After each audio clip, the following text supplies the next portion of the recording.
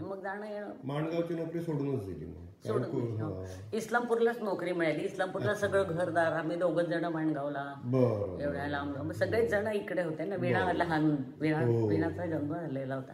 मग वीणा लहान, मग तिथेच नोकरी मिळाली यांना शाळेत. आम्ही सगळेजण एकत्र राहिलो. मग वाडा होता एक मोठा, खूप मोठा वाडा होता. तिथे राहायचो आम्ही. भाड्याने घेतलेला होता तो. आणि मग ससे होते तिथेच? हो, ससे होते त्याच्यात. आणि त्या वाड्यामध्ये अर्धा भाग आमच्या ह्याच्यात होता, अर्धा भाग बंद होता पलीकडचा, गुहेसारखा.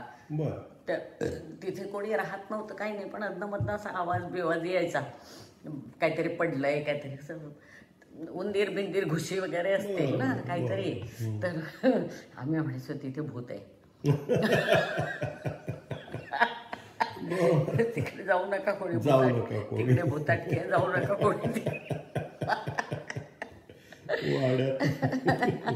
जुन्या वाड्यांचे असे किस्से फार होते ना. वीणा झाली. आणि वीणा मला वाटतं मे मधली वीणा ना, जुलैमध्ये मी STCच्या वर्गात हजर झाले होते 2 महिन्याची वीणा असताना. STC म्हणजे काय असायचं? STC म्हणजे DED, डिप्लोमा ऑफ एज्युकेशन.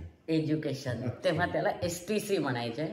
1 वर्षाचं. दीदी फक्त 1.5 महिन्याची होती तेव्हा. 2 महिन्याची. 2 महिन्याची. ताई म्हणाल्या, हे तू ऍडमिशन मी सांभाळते. बापरे. ताईंनी वीणाला सांभाळलंय 2 महिन्यापासून. बापरे. म्हणून ताईंचा खूप जीव होता वीणावर. खूप जीव होता.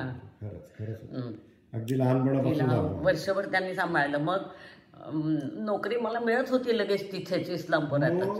हो. मग मी म्हटलं नको जाऊ दे, हिची आबाळ झाली वर्षभर, तिला दूध बी नाही मिळालं ना.